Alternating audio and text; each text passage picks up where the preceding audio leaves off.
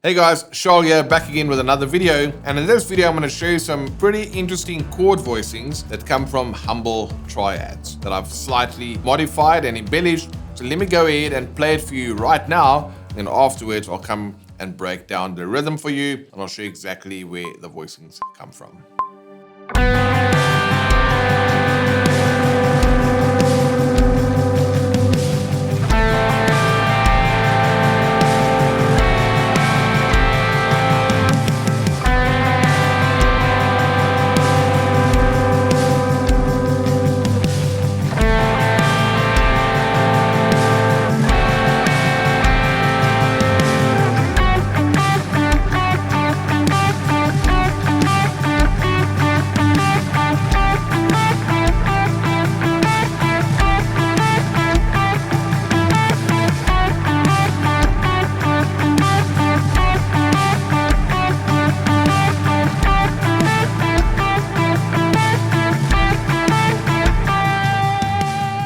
Alright, so I don't know about you, but when I hear these kind of cluster voicings, I really like them.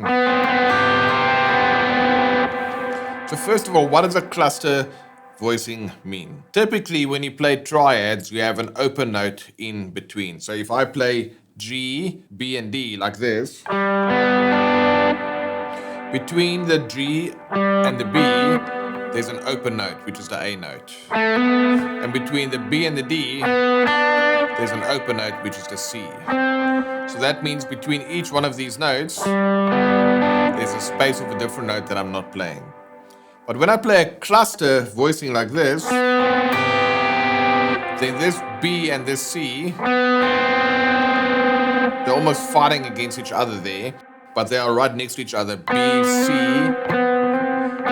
Now the guitar allows me to play both of those notes together.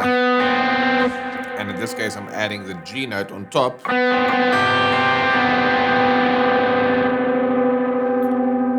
For a little bit of just to kind of a bit of glue for these two notes. Also, if you look at these two notes on their own, if I play this for you, it sounds pretty tense, and it doesn't sound like I'm doing the right thing. But check what happens if I add in additional notes to kind of act as glue. So I still have those two notes. Then it actually makes that cluster sound very different, because in that case it was D sharp to E. But when I add the C sharp, it gives me that sound. So it's the same deal over here. I've got G add 4. You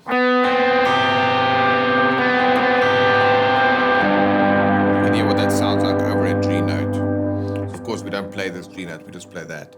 So where does this come from? Well, this is a simple G triad. Remember, I can take any of one of the notes up or down, up or down, up or down of my triad. So in this case, it's just taking the middle note down.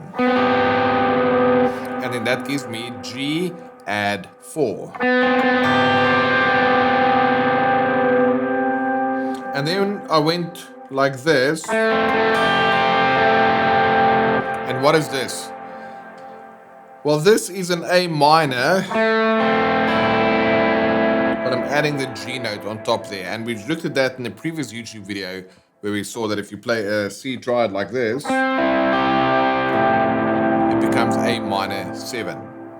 So this is A minor if I had to play it over there, A minor. But I'm adding my flat 7 there. Now you might already recognize this from when you play a standard A minor and adding the flat 7. But in any case, I played that same picking pattern, which I'll show you shortly.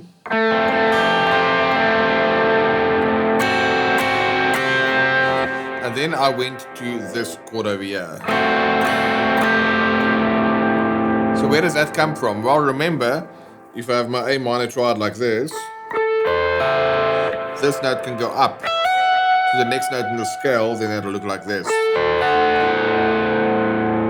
And you might recognize this as a D7 triad when I played over a D note. But if I play it over the A, then this sounds like an A minor 6. So that means A minor 7, A minor 6, back to A minor 7. G add 4, A minor 7 to A minor 6. Let's play it again once more with the track, just so you can hear it in context. Here we go.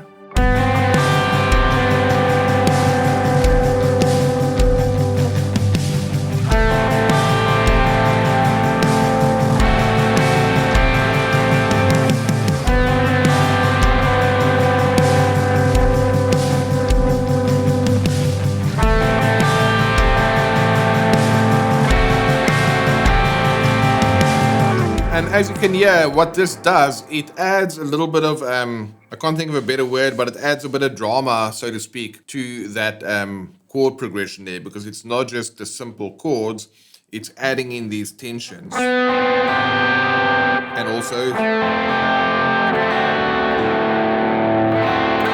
so there's a bit of movement there, which is a good thing when you are playing. Now, obviously this, you have to pay attention to the song and the part and where it's going to work. But the rhythm that I'm doing here is simply this. Right? That's a G add 4. And I'm just picking 3, 2, 3, 1, 2, 3. 3, 2, 3, 1, 2, 3. Talking about the strings now, right? And then I let it ring. That space is very, very useful there, especially that I'm kind of letting it ring on this cluster voicing. And then I go to the A minor 7 like this.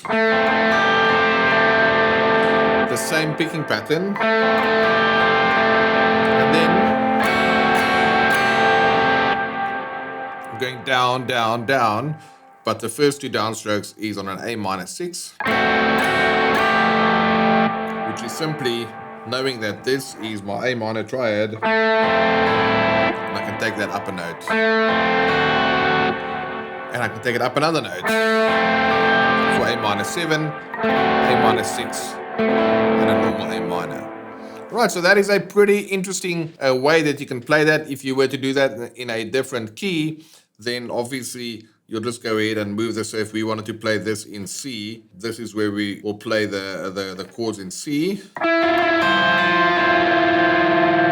then for the D minor 7, D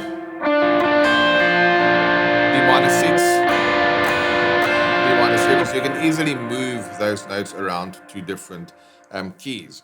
So that's a cool way in which you can, instead of playing G, A minor, you can play G add 4, A minor 7, as well as A minor 6. And all of those chords simply came from humble triads. Right, so let's check out the second part that I did, which was using the similar concept, but just playing single notes along with a palm muting pattern. Let's check it out. It sounded like this.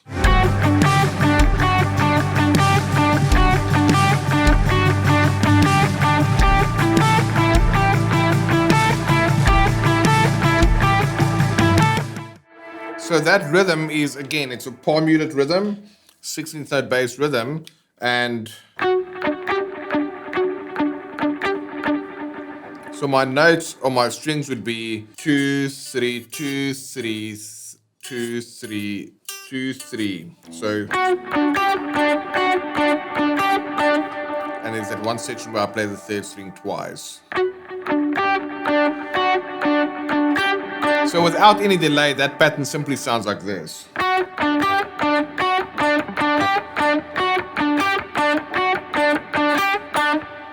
So the B obviously in the G strings, but I call it 2 and 3. So 2, 3, 2, 3, 2, 3, 3, 2, 3. Again. 2, 3, 2, 3, 2, 3, 3, 2, 3. And then with a delay, sounds.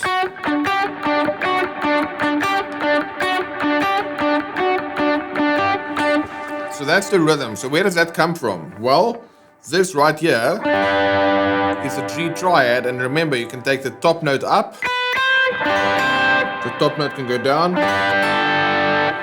the middle note can go up, it can go down. And the same with the top note and the low note can go up, and it can also go down. But in this case, the middle note can go down, which gives me G major 7th. So now I've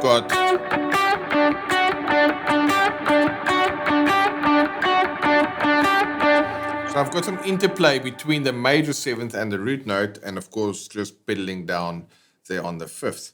Then I'm doing the same for the A minor 7th, which is, this is my chord, A minor. So my top note can go up, it can go down, or my middle note can go up or down, but let's go down in this case. So now I know I can get some movement there together with the 5th. So it's going to be the same pattern.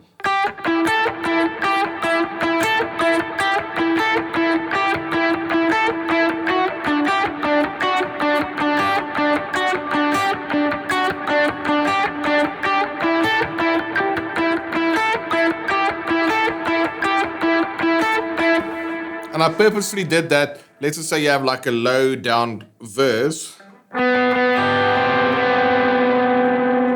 your guitar can just let that ring, and then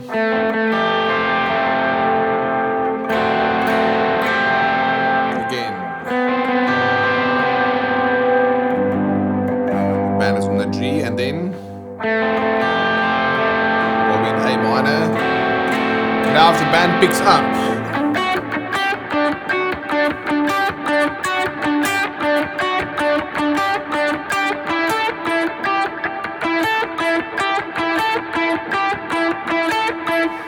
you can go ahead and do that. The big takeaway here is I've used triad shapes that showed me where I can go ahead and find other notes, right, to embellish the triad shapes. And I use some interesting rhythmic patterns with some with some palm muting to kind of give me that rhythmic feel. So let's go ahead. I'll play it for you one more time with the track so you can see what the chords look like now that you understand them, and you can also hear what they sound like. So let's go ahead and play it one more time.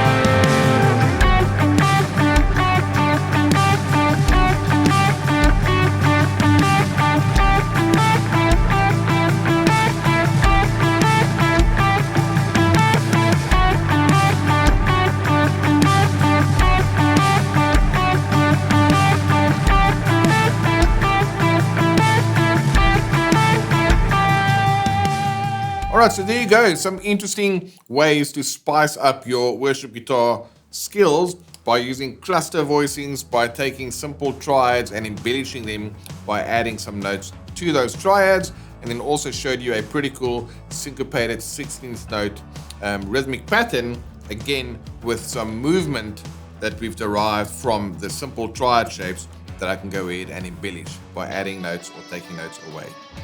That is as simple as it is, and now it's just really up to your ability to practice these shapes, learn them, and then go ahead and use them and be creative with them.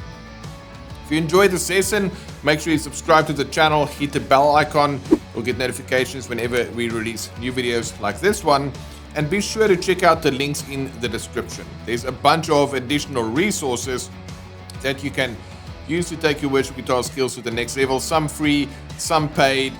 Go ahead and check it out. We wanted to go ahead and make sure that you have a bunch of usable resources that you can use to improve your fretboard knowledge, your melodic sense on the guitar, becoming a better rhythm guitar player, improving your technique, your ear, your understanding of theory, all these kind of things. We've got links for all of that kind of things in the description, especially if you join us at the Worship Guitar Skills Academy. So be sure to check it out. And if you want to learn more about these triads, there's some additional videos right here that you can go and watch for some more teaching and training on embellishing simple triads. Right, guys, thanks so much, and I'll see you in the next one.